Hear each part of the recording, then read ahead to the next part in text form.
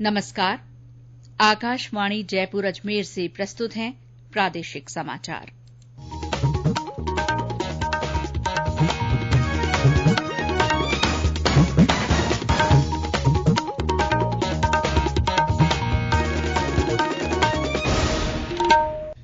मुख्य समाचार।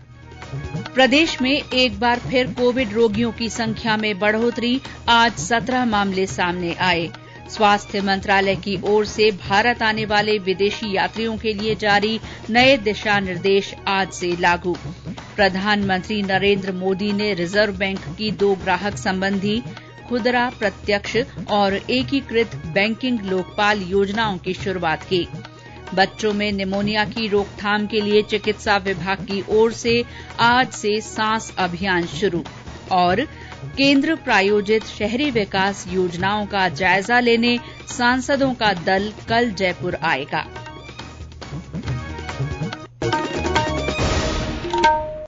समाचारों के साथ मैं शीला चावला। देश ने कोविड टीकाकरण अभियान के अंतर्गत 111 करोड़ से ज्यादा टीके लगाकर इतिहास रच दिया है। इस महत्वपूर्ण काम में योगदान देने वाले चिकित्सकों, नर्सों और अन्य स्वास्थ्य कर्मियों का आकाशवाणी अभिनंदन करता है। इसके साथ ही हम आपको सतर्क भी करना चाहते हैं कि कोविड संक्रमण अभी खत्म नहीं हुआ है। इसीलिए आप सबसे हमारी अपील है कि जल्दी ही दोनों टीके लगवाएं और अन्य लोगों को भी टीके लगवाने के लिए प्रेरित करें। त्योहारों के समय इन 3 आसान उपायों का पालन जरूर करें। मास्क लगाएं, 2 गज की सुरक्षित दूरी बनाए रखें, हाथ और चेहरा साफ रखें। कोविड से संबंधित किसी भी जानकारी और मार्गदर्शन के लिए राष्ट्रीय हेल्पलाइन नंबर 1075 पर संपर्क करें। और अब समाचार विस्तार से। राज्य में कई दिनों बाद एक बार फिर कोविड रोगियों की संख्या बढ़ने लगी है। प्रदेश में आज कोविड के 17 मामले सामने आए हैं। जयपुर जिले में 98 दिन बाद 10 लोगों में संक्रमण की पुष्टि हुई। संक्रमितों में 4 सदस्य एक ही परिवार के हैं। इसके अलावा बाड़मेर में 4, अजमेर में 2 और जोधपुर में 1 नया मामला सामने आया है। जयपुर जिले में 3 दिन पहले भी 8 मामले रिपोर्ट हुए थे। इससे पहले 5 अगस्त को कोविड के 13 मामले सामने आए थे। जयपुर के मुख्य चिकित्सा और स्वास्थ्य अधिकारी डॉक्टर नरोत्तम शर्मा ने बताया कि कोविड रोगियों की संख्या में ज्यादा बढ़ोतरी नहीं हुई है। इसके बावजूद प्राथमिक और सामुदायिक स्वास्थ्य केंद्रों पर कोरोना जांच बढ़ाने के निर्देश दिए गए हैं। क्योंकि कोरोना की सेकेंड वेव अभी कुछ समय पहले ही गई है और हमें बहुत ज्यादा उसके प्रति सावधान रहने की जरूरत है। पिछले 3 दिन पहले भी हमारे 8 केस जयपुर में डिटेक्ट हुए थे और आज वापस 10 केस डिटेक्ट हुए हैं, जिसमें 4 केस एक ही परिवार के हैं। हम पूरी कोशिश कर रहे हैं कि केसों संख्या में बढ़ोतरी नहीं हो। हालांकि अभी भी कोई इससे सिद्ध नहीं होता कि संख्या में बढ़ोतरी हो रही है, क्योंकि एक ही परिवार के सदस्य एक दूसरे से इन्फेक्टेड हुए हैं। हमारी टीम उनके घर तक पहुंचकर उन कॉन्टैक्ट ट्रेसिंग की है और सभी को दवाइयां पाई जा रही है। फिर भी सावधानी के लिए हम सब जितने हमारी डिस्पेंसरी हैं और अस्पताल हैं जिसको हमने निर्देशित किया है कि सैंपलिंग बढ़ाई जाए, इसके अतिरिक्त आवश्यक वैक्सीनेशन जो प्रोग्राम है उसमें गति लाई जाए और तेजी से वैक्सीनेशन किया जाए।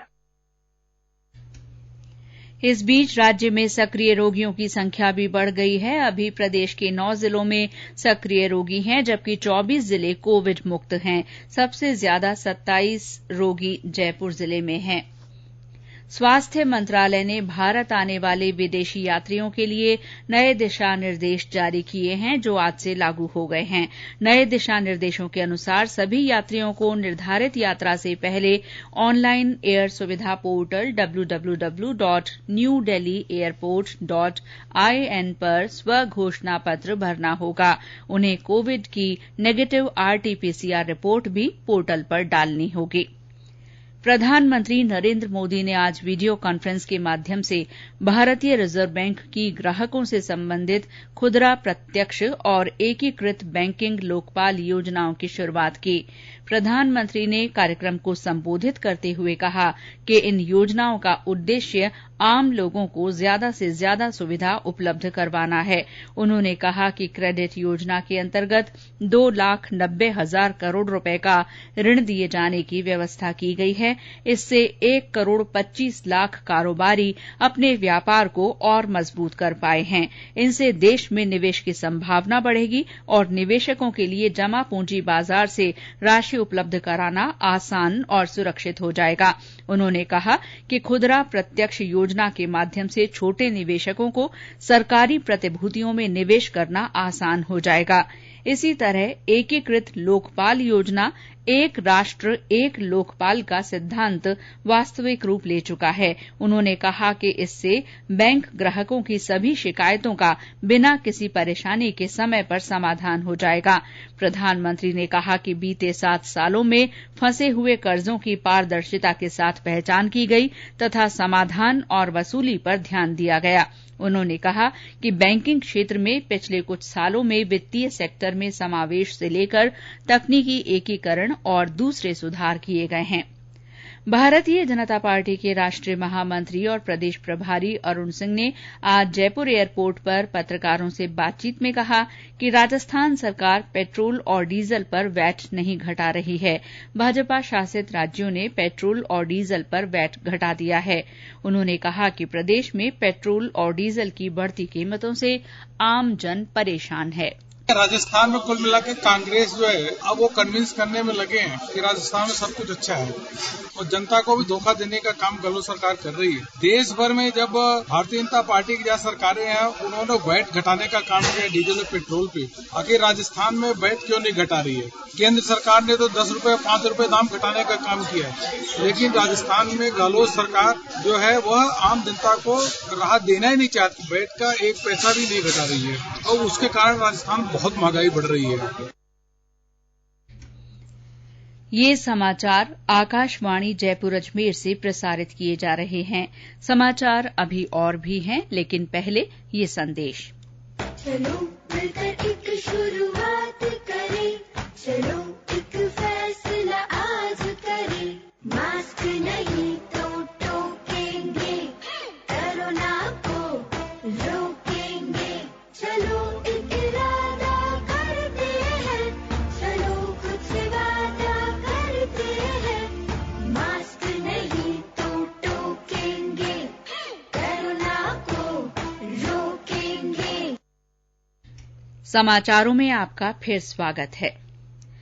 प्रदेश में बच्चों में निमोनिया की रोकथाम के लिए चिकित्सा विभाग की ओर से आज से सांस अभियान शुरू किया गया है।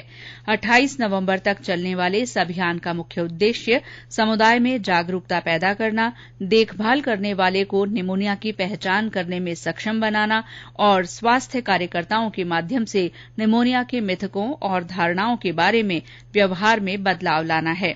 चिकित्सा विभाग की ओर से सोशल मीडिया के माध्यम से भी आम जन को इस बारे में जागरूक किया जाएगा।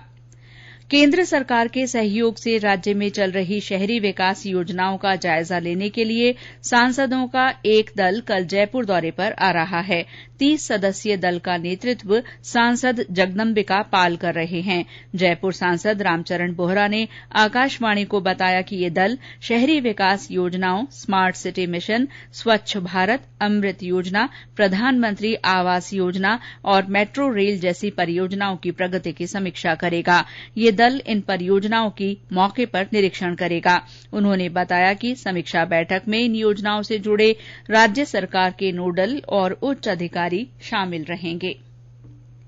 पद्मश्री पुरस्कार से सम्मानित जयपुर जिले के बगरू निवासी मुन्ना मास्टर ने आकाशवाणी से बातचीत के दौरान लोगों को गौ सेवा का संदेश दिया है। श्री मुन्ना को कला के क्षेत्र में योगदान के लिए 2020 के पद्मश्री सम्मान से नवाजा गया है।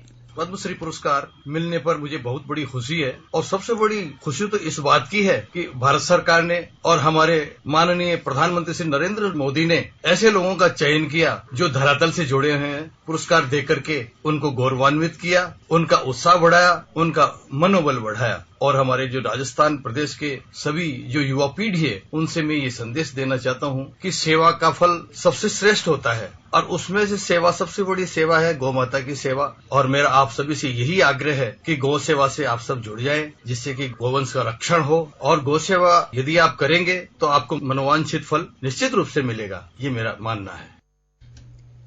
पद्मश्री श्याम सुंदर पालीवाल ने युवाओं से अपनी शिक्षा पूरी करने के बाद गांव लौटने की अपील की है। आकाशवाणी समाचार की विशेष परिचर्चा में उन्होंने कहा कि युवाओं के लिए प्रकृति से जुड़कर काम करने के बहुत सारे विकल्प हैं, जहां वे रोजगार पा भी सकते हैं और दूसरों को रोजगार दे भी सकते हैं।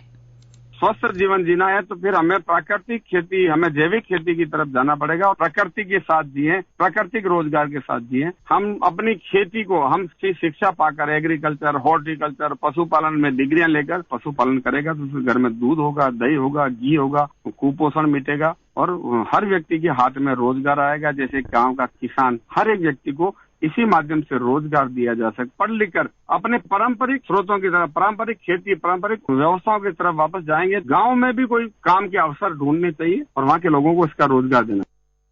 ये विशेष परिचर्चा आज रात 9 बजे आकाशवाणी जयपुर अजमेर से प्रसारित की जाएगी। भरतपुर की ऐतिहासिक सुजान गंगा नहर में जल्दी ही नौकायन शुरू किया जाएगा। जिला कलेक्टर ने इसके लिए नगर निगम के अधिकारियों को निविदा आमंत्रित करने के निर्देश दिए हैं। उन्होंने अधिकारियों को सुजान गंगा नहर में घाटों का निर्माण और 4 दीवारी का काम जल्द पूरा करने के भी निर्देश दिए। झालावाड़ जिले के भवानी मंडी के गोराड़िया माना गांव में आज मेगा विधिक शिविर आयोजित किया गया। शिविर में मुख्य अतिथि अतिरिक्त जिला और सत्र न्यायाधीश तथा जिला विधिक सेवा प्राधिकरण के सचिव लोकेश कुमार शर्मा ने मुफ्त कानूनी सहायता, पीड़ित प्रतिकर योजना और नालसा जनकल्याणकारी योजनाओं के बारे में ग्रामीणों को जानकारी दी। राज्य में आगामी 14 और 21 नवंबर को सभी मतदान केन्द्रों पर मतदाता सूची में नाम जुड़वाने, हटवाने और अन्य संशोधन के लिए विशेष व्यवस्था की गई है। इन दोनों दिनों में बीएलओ मतदाता सूची का प्रारूप प्रदर्शित कर दावे और आपत्तियां लेंगे। मुख्य निर्वाचन अधिकारी प्रवीण गुप्ता ने बताया कि मतदाता सूचियों के प्रारूप का प्रकाशन सभी मतदान केन्द्रों के साथ साथ विभाग की वेबसाइट पर किया गया है। उन्होंने बताया कि 30 नवंबर तक दावे और आपत्तियों के आवेदन ऑनलाइन या ऑफलाइन पेश किए जा सकते हैं। और अब मौसम। प्रदेश के कुछ जिलों में रात के समय ठंड का असर बढ़ने लगा है। आज सीकर सबसे ठंडा रहा, जहां न्यूनतम तापमान 9 डिग्री सेल्सियस दर्ज किया गया। इसी तरह भीलवाड़ा में न्यूनतम तापमान 9.7 डिग्री सेल्सियस, चूरू तथा चित्तौड़गढ़ में 10, बारां में 10.8 तथा नागौर में 11.2 डिग्री सेल्सियस रिकॉर्ड किया गया। मौसम विभाग ने अगले कुछ दिन इसी तरह का मौसम बने रहने की संभावना जताई है। और अंत में मुख्य समाचार एक बार फिर। प्रदेश में एक बार फिर कोविड रोगियों की संख्या में बढ़ोतरी हुई है। आज 17 मामले सामने आए हैं। स्वास्थ्य मंत्रालय की ओर से भारत आने वाले विदेशी यात्रियों के लिए जारी नए दिशा निर्देश आज से लागू हो गए हैं। प्रधानमंत्री नरेंद्र मोदी ने रिजर्व बैंक की 2 ग्राहक संबंधी खुदरा प्रत्यक्ष और एकीकृत बैंकिंग लोकपाल योजनाओं की शुरूआत की। बच्चों में निमोनिया की रोकथाम के लिए चिकित्सा विभाग की ओर से आज से सांस अभियान शुरू किया गया है। और केंद्र प्रायोजित शहरी विकास योजनाओं का जायजा लेने सांसदों का दल कल जयपुर आएगा। इसी के साथ प्रादेशिक समाचार बुलेटिन समाप्त हुआ। नमस्कार।